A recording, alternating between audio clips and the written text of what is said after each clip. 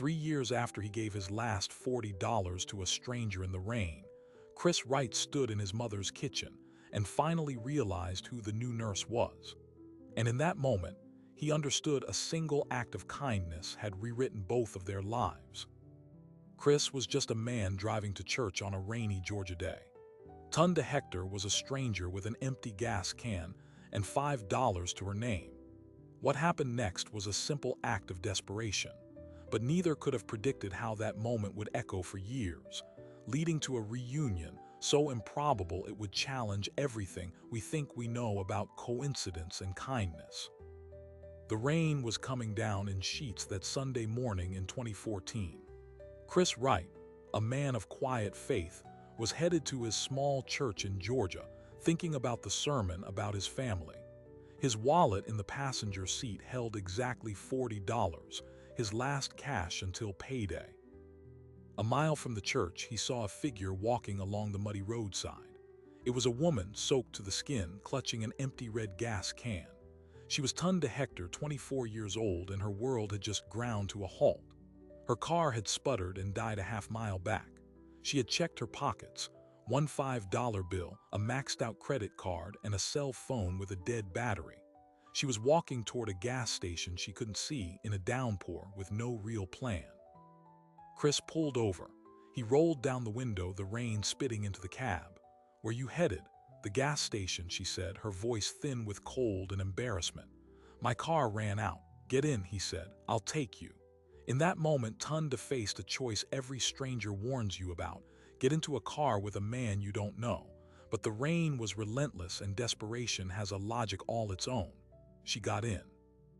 They drove in silence for a minute. Chris asked what happened.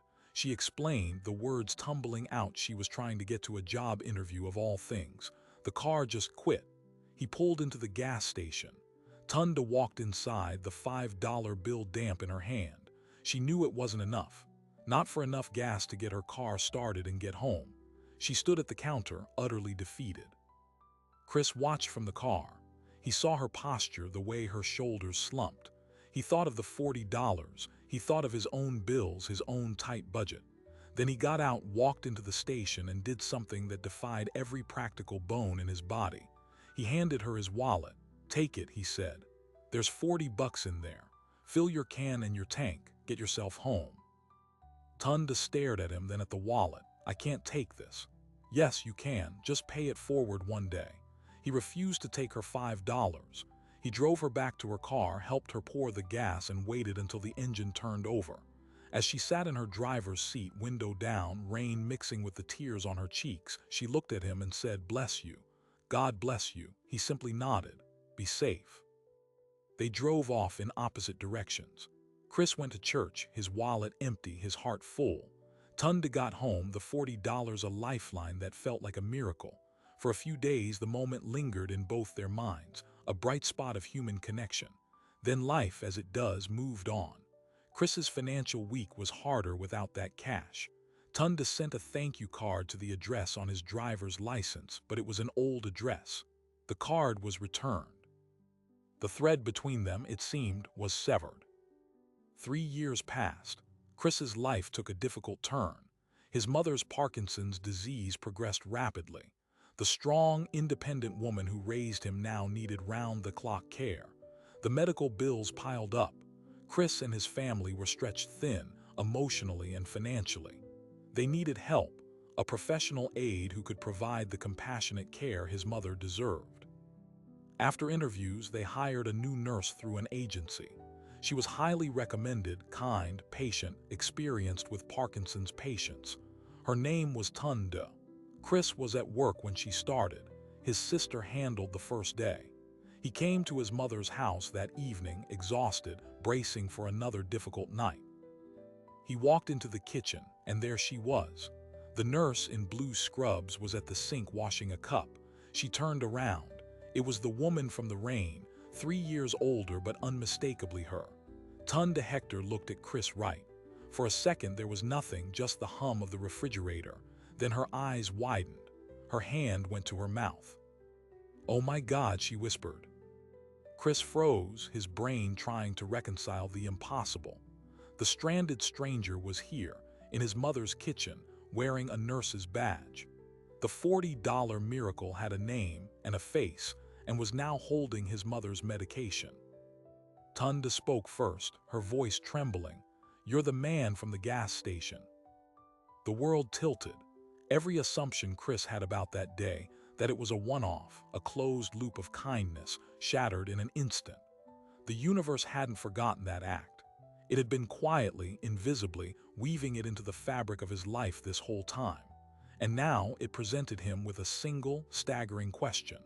What do you do when the person you saved shows up to save you?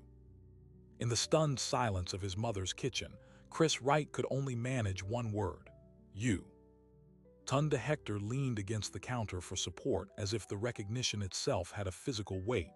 "I tried to find you," she said, her voice cracking. "I sent a card. It came back. All this time I wondered." Chris shook his head, a disbelieving laugh escaping him. "I drove away that day thinking I'd never see you again." He looked toward the living room where his mother slept. "And now you're here." They talked in hushed, hurried tones. Tunda explained her path, that $40 didn't just buy gas. It bought her a chance to reset. She made it to a different job interview the next week, got hired and started saving. She went back to school for nursing, driven by a desire to help others the way she'd been helped. She'd been working as a certified nurse aide for a year when she got the call about the right family. The agency had given her the address but not the family name. She had no idea. For Chris, the math of coincidence was overwhelming. His small county had hundreds of nurses. The odds were astronomical. This wasn't just chance, it felt like architecture. His sister walked in then, sensing the intense energy. "What's going on?" Chris pointed at Tunda. "This is her, the woman from the rain." His sister's jaw dropped. "No way." The story of the $40 was family lore, a parable Chris's kids heard about doing the right thing. Now the protagonist was standing in their kitchen, holding a medical syringe. The first major decision had to be made immediately. Could she stay? Was it too strange, too loaded? Tunda offered to resign to avoid any discomfort, but Chris looked at his mother, peaceful for the first time in weeks under Tunda's care. He saw the gentle way Tunda had arranged her blankets, the patience in her eyes. This wasn't a stranger anymore. This was the living, breathing answer to a prayer he hadn't even known he'd made. "She stays," he said. That decision began a new, profound chapter. Tunda's care was impeccable, infused with a personal debt she felt she could never repay. For Chris, every time he saw her, the memory of that rainy day fused with the reality of his mother's decline. The past and present were in a constant, silent conversation. His simple act had set in motion a chain of events that circled back to hold him up at his weakest moment. The helper needed help, and the person he helped was there to give it. A few weeks into her care, Tunda was having a coffee break with Chris's sister. They were talking about the weird beauty of it all. "You know," his sister said, "people need to hear this. The world is so dark. This is a light." She suggested putting the story on Facebook, just a local post to share some good news. Chris was hesitant. It felt private, sacred almost. But Tunda agreed. Maybe it could inspire someone else to stop for a stranger. Reluctantly, Chris gave his permission. His sister wrote the post on a Tuesday evening. She outlined the basics: the rainy day, the $40, the unexpected reunion 3 years later as a nurse for their sick mother. She hit publish around 8 p.m. They expected maybe a few dozen likes from friends and family. They went to bed. By 6 the next morning, Chris's phone was buzzing uncontrollably. He had hundreds of friend requests. Messages flooded his inbox. The post hadn't just been shared, it had gone supernova. Local news stations were calling. National websites were picking it up. The story of the $40 miracle was trending. People were captivated by the symmetry, the sheer improbability. It tapped into a universal hunger for stories where kindness isn't just its own reward, but a seed that grows in secret. The media descended on their small Georgia town. Chris and Tunda did a few interviews together, sitting on his porch retelling the story. Each time the emotional weight hit them anew. Tunda would cry. Chris would get choked up. The narrative was perfect, a good Samaritan, a struggling stranger, fate, redemption. But beneath the polished TV segment version, the real pressure was building. This was no longer their private story. It belonged to everyone. Then the email came. The subject line read, "The Ellen Show." Chris thought it was spam, but it was real. A producer from Ellen DeGeneres' show had seen the story and wanted them on air. They were offering to fly the whole family to California. This was the pivot point, the moment their personal miracle became a public spectacle with unimaginable consequences. Chris was terrified. Tunde was in shock. This was a talk show giant with millions of viewers. Saying yes meant exposing their most vulnerable moment to the world. Saying no felt like refusing a gift from the universe itself. They said yes. The whirlwind that followed was surreal. Suddenly, they were in a green room in Burbank, California, being mic'd up by sound technicians. Chris's palms were sweating. Tunde kept smoothing her dress. They were briefed. Ellen would ask about the rain, the gas station, the reunion. Just tell the truth. Then the music swelled, the audience roared, and they walked out onto the bright, blinding stage. Ellen DeGeneres greeted them with her trademark warmth. She had them recount the story. The audience gasped at the right moments, sighed, applauded. It was emotionally draining but cathartic. Then Ellen did what Ellen does. She paused, looked at the camera, and said, "This story isn't just about the past, it's about the future." She turned to Tunde. "We heard you want to continue your education to become a registered nurse." Tunde, stunned, nodded. "Yes," she whispered. Ellen smiled. "Well, we want to help." A giant check was wheeled out on stage. The amount, $10,000, for Tunde's nursing school tuition. Tunde burst into tears, her hands covering her face. Chris wrapped an arm around her, his own eyes wet. The audience was on its feet, cheering. In that moment, the circle widened again. Chris's $40 had become a national TV moment and a life-changing educational grant. The kindness had compounded with interest on live television. But back home, the real work continued. Tunde was still Chris's mother's nurse. The dynamic had shifted yet again. Now there was a financial gift involved, a very public one. They had to navigate that delicately. Tunde felt an even greater weight of gratitude, which Chris worked hard to dispel. "You earned this," he told her. "This isn't because of me. This is because of you, because you took that help and built a life with it." The Ellen appearance amplified everything. Now national news programs called, documentarians inquired, book agents reached out. Chris and his family were overwhelmed. They started saying no to most requests. They needed to protect their peace, especially his mother. But one offer, quiet and personal, did resonate.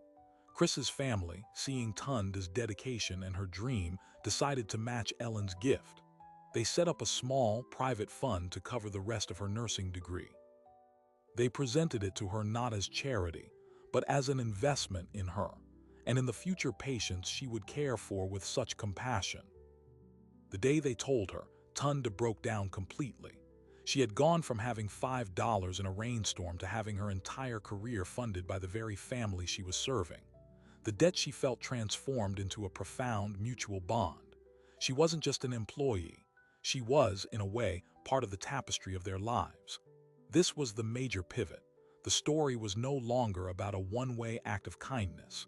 It was a reciprocal loop where giving and receiving became indistinguishable. With her tuition secured, Tunde enrolled in a rigorous nursing program. She continued to care for Chris's mother while studying, often reading textbooks during her breaks. Chris would quiz her on medical terminology. Their relationship settled into a deep, familial rhythm. The media storm slowly calmed, leaving them with a new, quiet reality.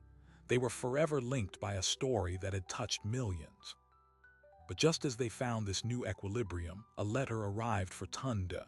It was from the nursing school's financial office. She opened it, expecting a routine confirmation. Instead, she read the lines, her blood running cold. There was a problem, a bureaucratic snag with the dispersal of the gifted funds. If it wasn't resolved within 30 days, her seat in the program would be forfeit. All the security, all the promise, was suddenly dangling by a thread. The letter was a legal form, cold and impersonal, but its meaning was a crisis. The $10,000 from the Ellen Show was sitting in an escrow account.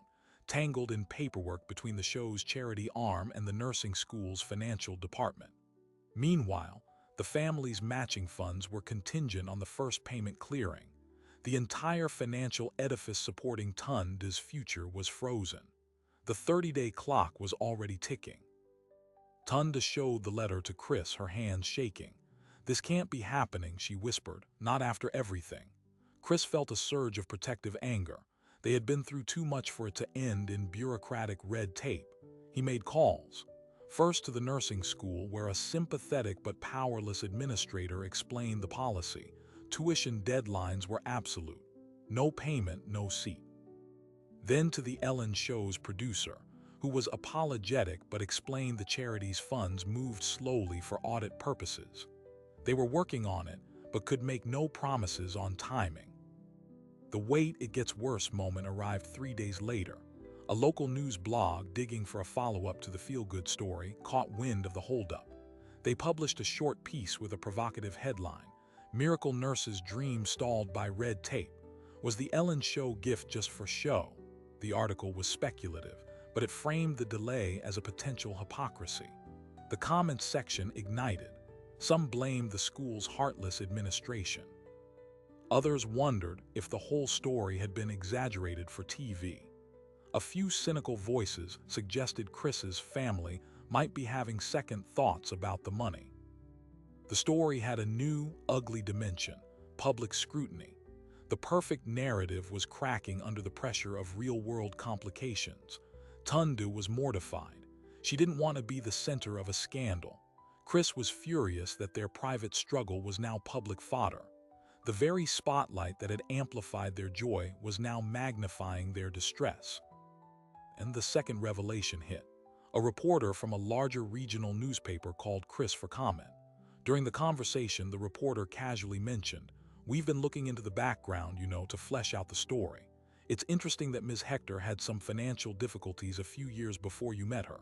A few small debts sent to collections." Chris ended the call, his heart pounding. He confronted Tunde, not with accusation but with confusion. Did she have past debts?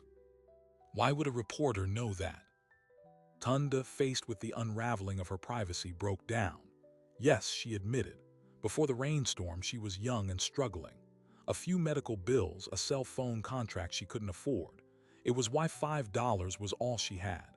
She paid them off after she got her first stable job, the one the $40 helped her reach. She thought it was buried, but now it was being dug up, framed as a hidden flaw in the fairy tale. This changed the interpretation of her initial desperation. It wasn't just bad luck. It was the tail end of a harder life she was trying to escape. Her gratitude wasn't just for gas money. It was for a hand up from a genuine low point. The story was no longer simply about kindness. It was about redemption, past mistakes, and the long shadow of poverty. This new layer made Tunde feel exposed and ashamed. Chris, however, saw it differently. It made her triumph even more remarkable. Her past struggles made her current ambition to become a nurse a powerful testament to resilience. But the court of public opinion wouldn't be so nuanced. The even bigger moment came next. An anonymous email arrived at the newspaper. It claimed to be from a concerned citizen, suggesting the Wright family was exploiting Tunde for positive publicity and that the delayed funds were a convenient excuse to back out of their promised support. The email was full of holes, but it was venomous. The newspaper, ethically, couldn't print the allegation without proof, but the rumor began to circulate in online forums. The reciprocal loop of kindness was now being portrayed as a transactional, even manipulative, relationship. Chris's family was besieged. Nasty messages trickled into their social media. The stress took a visible toll on his mother's health. Her Parkinson's symptoms worsened under the tension in the household. Tunde, feeling like a burden and a source of strife, wrote a letter of resignation.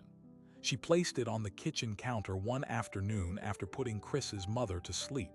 She couldn't be the reason this family fractured. Chris found the letter. He didn't call her. He drove to her small apartment. He stood at her door and said, "You don't get to quit. We don't leave people behind. That's the whole point of the story." He told her the rumors were noise. The only truth that mattered was in his mother's house. She was an excellent caregiver and she was family now. He tore up the resignation letter. But the financial deadline loomed. With 15 days left, Chris made a drastic decision. He went to his bank and took out a personal loan for $10,000 using his car as collateral. He would front the money himself to secure Tunde's seat and deal with the charity paperwork later. It was a huge risk. His finances were already strained by his mother's care. If the Ellen money never came through, he'd be in serious debt. When he told Tunde, she refused absolutely. "No, I will not let you mortgage your future for mine. That was the whole point of my leaving, to stop being a cost to you." Their argument was the first real conflict between them, fueled by love, pride, and desperation. It ended in a stalemate. The solution came from an unexpected place. The administrator at the nursing school, moved by their very public ordeal and their private integrity, went to the school's board. She presented the unique situation: a student with a nationally televised scholarship, caught in a crossfire of bureaucracy, with a benefactor willing to go into debt for her. The board, after a rapid review, made an exception. They would hold Tunde's seat for an additional 60 days, pending resolution. It was a small mercy, but it was oxygen. Just as they breathed a sigh of relief, the final, pivotal revelation arrived. A certified letter came for Chris. It was from a law firm representing the Ellen DeGeneres Show's charitable foundation. His first thought was legal trouble. With trembling hands, he opened it. It was not a cease and desist. It was an apology and a resolution. Due to the unforeseen delay and the negative press it had generated for all parties, the foundation had voted to expedite the grant. Furthermore, they were adding an additional $5,000 to cover any ancillary costs and banking fees the delay had caused. The money would be wired directly to the nursing school within 48 hours. The relief was tidal, but the letter had a final paragraph. It stated that their story had prompted an internal review of the foundation's grant dispersal processes to prevent similar issues for future recipients. Their struggle had not just saved her dream, it had changed a system for others. The personal had become systemic. The funds cleared. Tunde's seat was secure. The public noise, having no new scandal to feed on, slowly died down, but the experience had scarred them. The fairy tale was gone, replaced by something more durable and real, a bond forged in adversity, not just serendipity. They had seen the dark side of the spotlight and survived it together. Tunde began her nursing program. Chris's mother's health continued its slow decline, but her care remained constant and loving. The family and their nurse settled into a new normal, quieter, more guarded, but deeply connected. The story seemed to have reached its hard-won conclusion. Yet, as Tunde walked into her first official day of classes, a new question began to form, one that would propel them into the final act. What do you do with a second chance when the whole world is watching to see what it's worth? The noise faded, but the work remained. For Tunde Hector, the nursing school classroom was a sanctuary. For Chris Wright, his mother's quiet living room was a chapel. They had survived the storm of attention and now entered the season of quiet, determined fulfillment. Tunde attacked her studies with a ferocity born of gratitude and hard experience. She wasn't just learning to be a nurse. She was preparing to become the kind of caregiver who sees the whole person, not just the chart. She often studied at the Wright family home so she could check on Chris's mother between chapters on pharmacology. Chris would quiz her, the two of them laughing over complicated medical terms. The dynamic had fully evolved. He was no longer just her benefactor. He was her cheerleader, her practice patient for blood pressure checks, her friend. Chris's mother passed away 18 months later, peacefully at home with her family and Tunde by her side. It was the end she had wanted. In the painful, hollow days that followed, Tunde's presence was a quiet anchor. She helped with the arrangements, not as a nurse anymore, but as family. The circle was complete. The woman Chris had helped on the roadside had helped usher his own mother out of this world with dignity and love. The reciprocity was profound and heartbreakingly beautiful.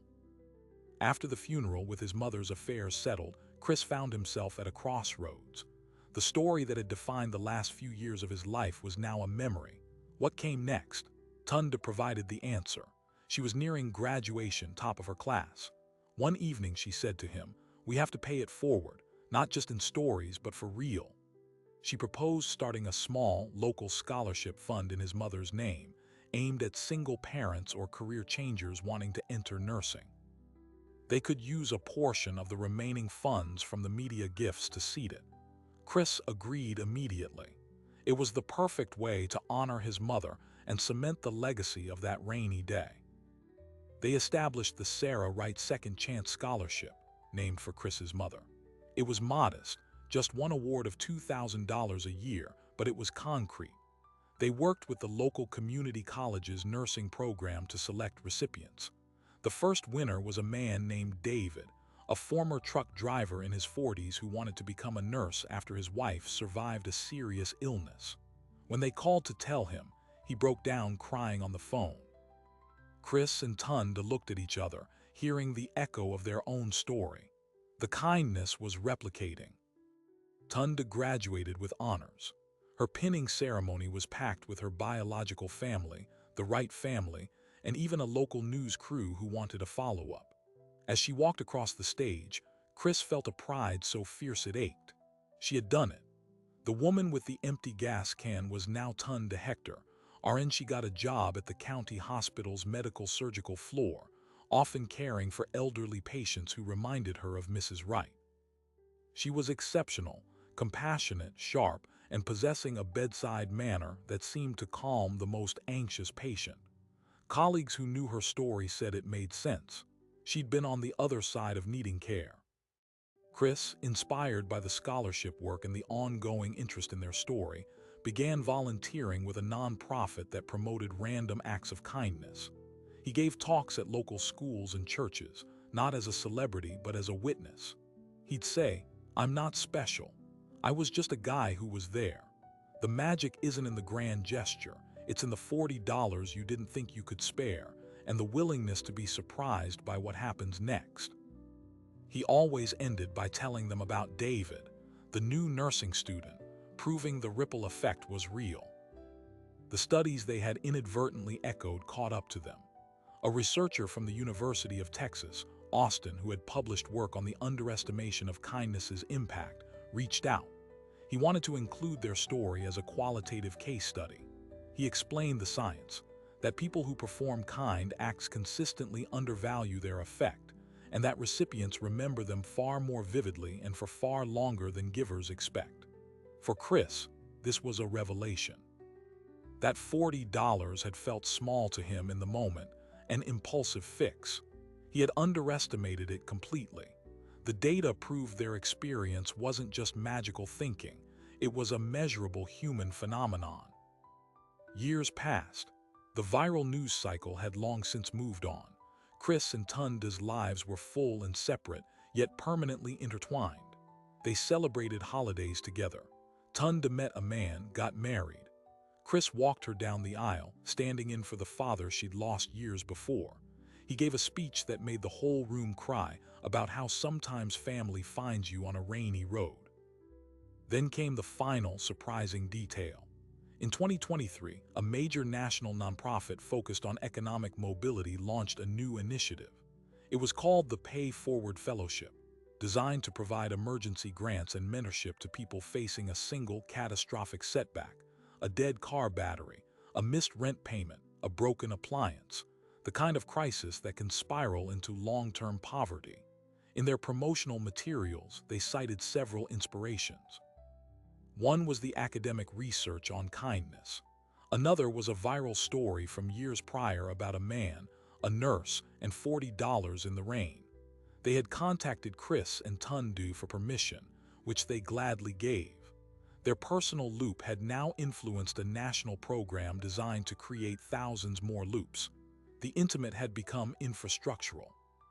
On the 10th anniversary of the rainy day, a local TV station did a Where Are They Now segment. They filmed Chris and Tunda back at that same gas station, now remodeled in the sunshine. They were laughing, looking at the spot where they'd stood. The The reporter asked the obvious question, "Do you believe it was fate?" Tunda answered first. "I believe it was a choice," she said. "He chose to stop. I chose to get in the car. We both chose to trust." Everything after that was just us choosing, over and over, to honor that first choice. Chris simply nodded and added, "And to choose to see it through when it got hard." Today, Chris still gives his talks. Tundu is a charge nurse at the hospital, mentoring new graduates. The Sarah Wright Scholarship has given out over $20,000, helping 8 people become nurses. They don't chase the spotlight anymore, but they understand their story belongs to something larger, a testament to a simple, powerful idea. That no act of kindness, no matter how small, is ever just an act. It is a seed, and you never know what forest might grow from it. As the sun sets on their small town, Chris sometimes drives past that stretch of road.